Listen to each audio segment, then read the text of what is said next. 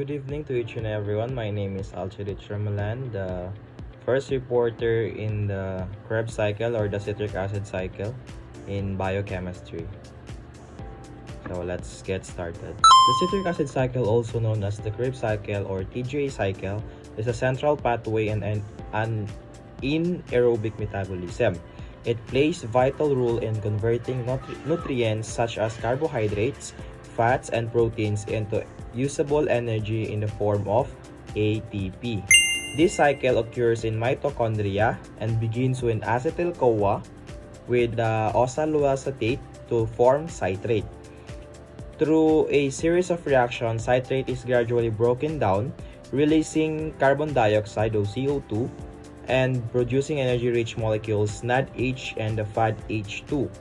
These molecules later transfer electrons to electron transport chain where most ATP is produced in presence of oxygen.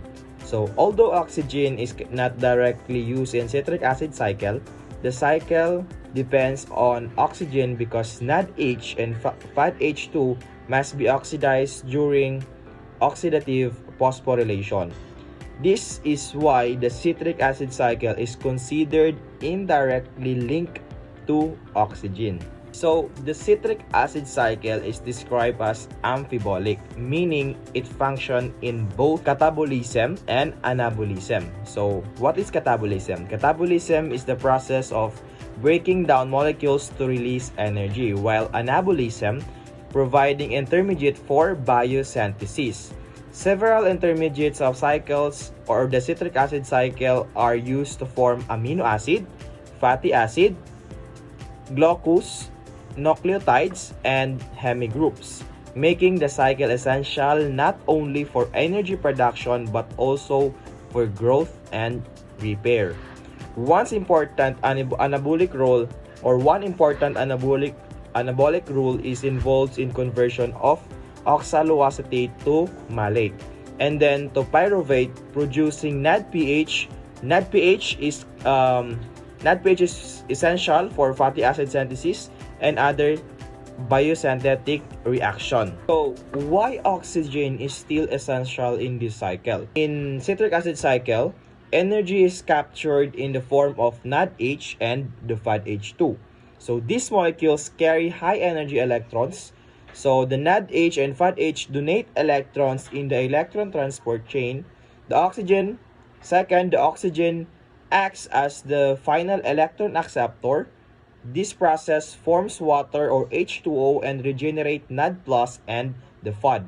And without oxygen, NADH and FADH2 cannot be oxidized. And the NAD+ and the FAD without oxygen are not regenerated. So the citric acid cycle slows down or totally stop. So what is the connection of it in the ATP production? So the reoxidation of NADH and FADH+ in the presence of oxygen drives oxidative phosphorylation, producing large amount of ATP.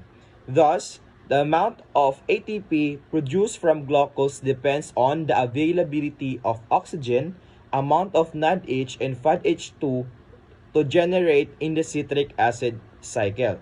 So the source of carbon dioxide or the CO2 released during anaerobic respiration comes from the decarboxylation reaction of citric acid cycle, not directly from oxygen. So my part here is just the overview of the citric acid cycle. My co-reporters will explain the citric acid itself, the enzymes, and the level or the stages of citric acid cycle. So fun fact about citric acid cycle: did you know that your brain depends on the citric acid cycle?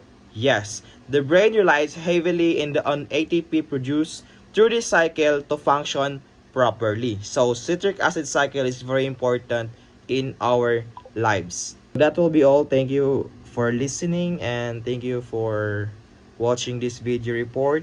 I hope that you learned something in my video report.